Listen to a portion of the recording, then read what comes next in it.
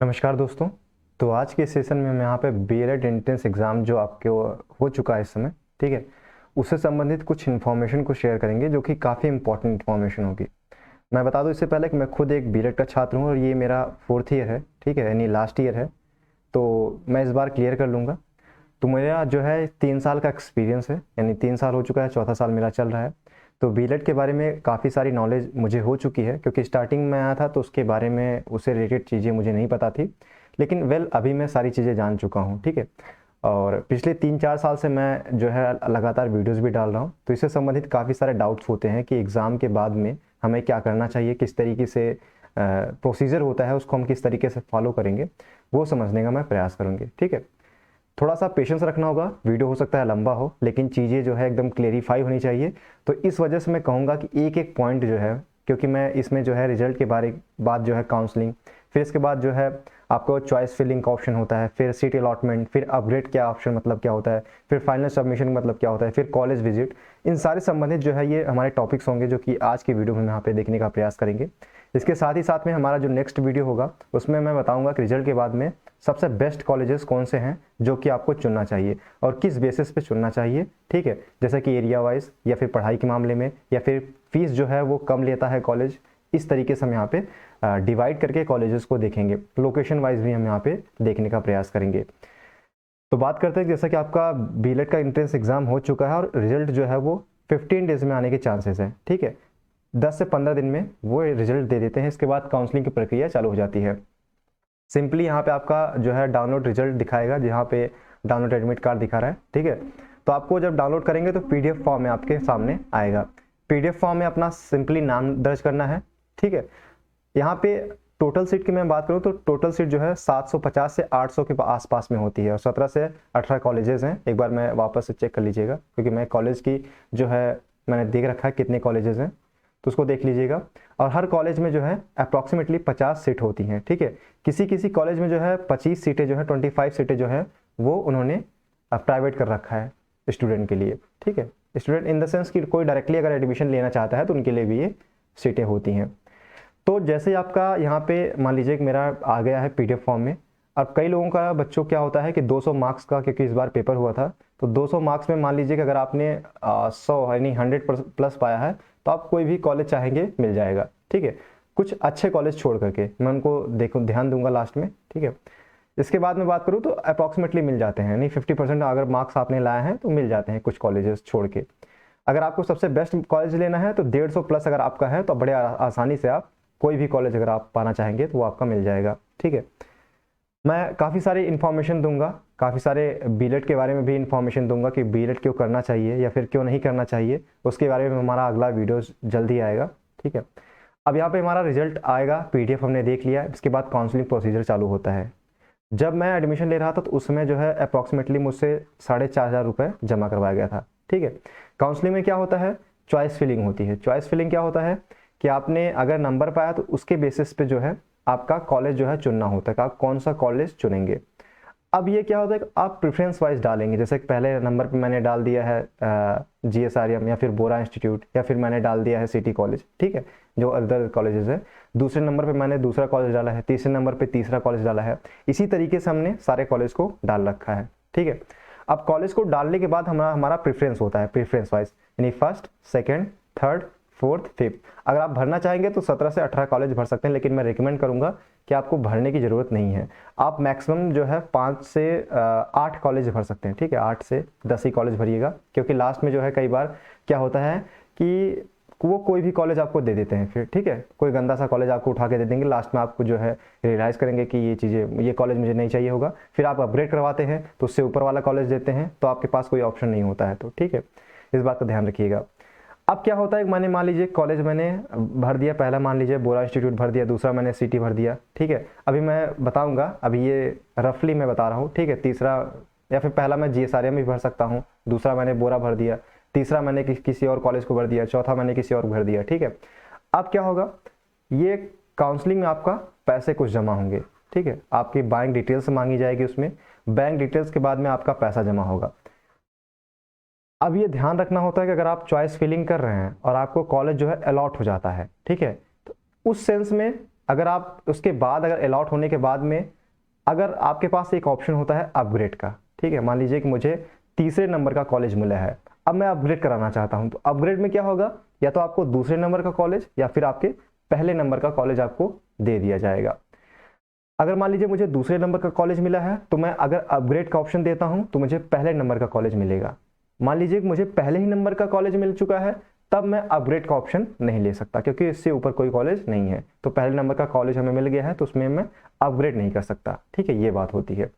मान लीजिए कि मैंने क्या किया कि काउंसलिंग करवाई, काउंसलिंग में क्या किया मैंने, चॉइस फिलिंग किया। बेसिकली चॉइस फिलिंग होता है, इसके बाद आपको पैसे जमा करने होते हैं।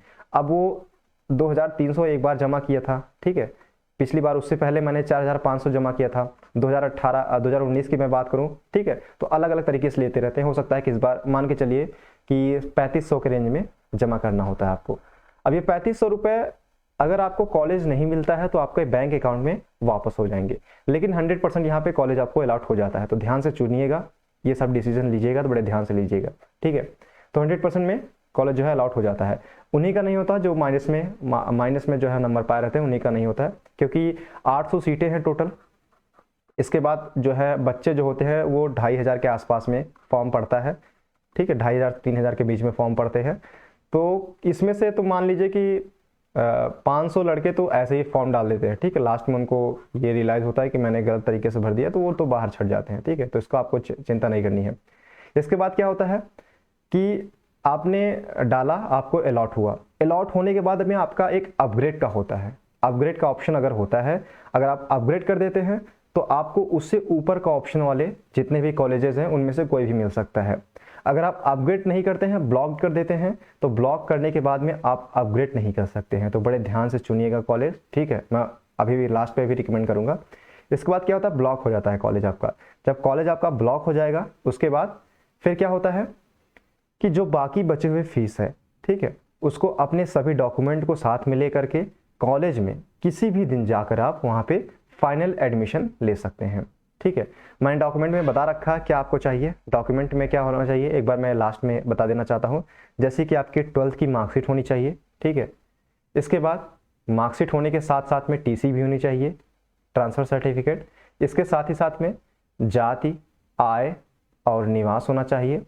आधार कार्ड की फ़ोटोकॉपी होनी चाहिए। वेल पैन कार्ड है तो वो भी अच्छा चलेगा, ठीक है। इतने डॉक्यूमेंट मोस्ट इंपॉर्टेंट डॉक्यूमेंट है। अगर आपका मान लीजिए गैपिंग ईयर है, 12th के बाद में आपने 1 साल का गैप ईयर है, तो 10 रुपये का एक स्टाम्प पेपर आता है, ठीक है, जिसमें आप बता सकते हैं कि मुझे बीमारी हो गई थी जिस वजह से मैंने 1 साल का गैपिंग लिया है, तो उसमें भी आपको जमा करना पड़ता है। इन सबों की 2 फोटोकॉपी निकलवा लीजिएगा, यानी 2 फाइल बना लीजिएगा। अब आप इस बात जो कॉलेज का प्रोसीजर है वो मैं बता रहा हूँ, ठीक है।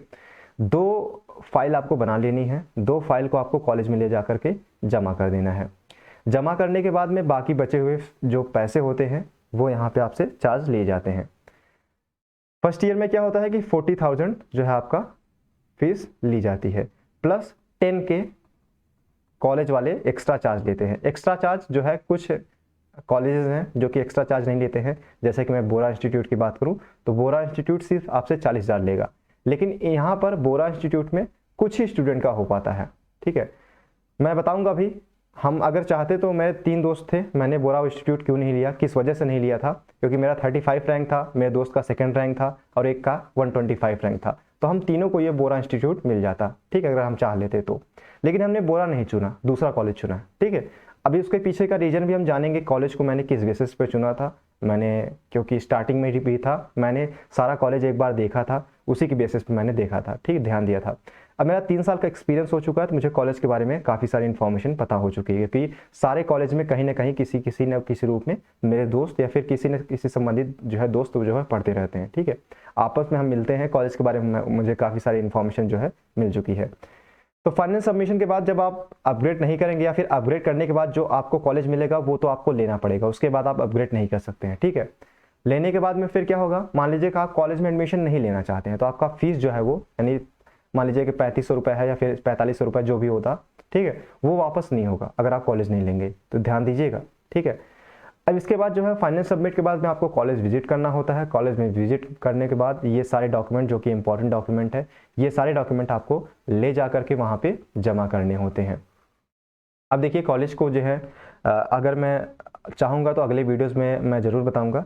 इससे संबंधित मैं बता दूँ कि काफ़ी सारी इन्फॉर्मेशन मैंने जो है अभी शेयर कर दी है और काफ़ी सारी इन्फॉर्मेशन अभी भी शेयर करना बाकी है। तो मैं कोशिश करूँगा कि मैं एक और वीडियो लाऊँ जिसके माध्यम से मैं सारी चीज़ें जो है आपको बता पाऊँ, ठीक है। तो ये बेसिकली ये था बीएलएड के बारे में जो इन्फॉर्मेशन थी कि किस तरीके से आपका प्रोसीजर होगा, रिजल्ट आएगा, इसके बाद काउंसलिंग होगी, काउंसलिंग होने के बाद में आपका जो है चॉइस फिलिंग होगी, ठीक है। चॉइस फिलिंग के अंतर्गत ही काउंसलिंग आती है। इसके बाद आपका जो है सीट अलॉट होगा, सीट अलॉट होने के बाद आप अगर अपग्रेड करना होना चाहते हैं तो अपग्रेड होगा, अपग्रेड के बाद में आपको जो कॉलेज अलॉट होगा उसी पर आपको ब्लॉक करना होगा। ब्लॉक करने के लिए आपको फीस जमा करनी होगी जो भी निर्धारित करेंगे वो, ठीक है, 3500 2300 जो भी। इसके बाद फाइनल सबमिशन में आपको ब्लॉक कर देना होगा कॉलेज ब्लॉक करने के बाद में आपको एक जो है फाइनल सबमिट का एक पीडीएफ मिलेगा, उसको डाउनलोड करना है। उसको डाउनलोड करके इसके साथ में ये सारे डॉक्यूमेंट लगा कर आपके कॉलेज में जा करके जमा कर देना होता है जो बाकी की बची हुई फीस है, ठीक है। ये हमारा हो गया पूरा प्रोसीजर। अगले वीडियो में मैं बताऊंगा कि सबसे बेस्ट कॉलेज कौन पड़ेगा, ठीक है। अभी धीरे धीरे हम समझने का प्रयास करेंगे कौन सा आपको कॉलेज चुनना चाहिए प्रेफरेंस वाइज, ठीक है। ये सारी चीज़ें हम यहाँ पे डिस्कशन करेंगे। बाकी अगर इसको रिलेटेड आपको कोई भी इन्फॉर्मेशन चाहिए होगी तो हमारा जो है इंस्टाग्राम का लिंक आपको नीचे डिस्क्रिप्शन बॉक्स में मिल जाएगा, आप उसके माध्यम से आप हमें डायरेक्टली आ सकते हैं, ठीक है। जो भी डाउट होगा आपको वहाँ से पूछ सकते हैं। तो आज की वीडियो में इतना ही। Thank you so much, keep loving, keep supporting and keep stay with us. Thank you so much.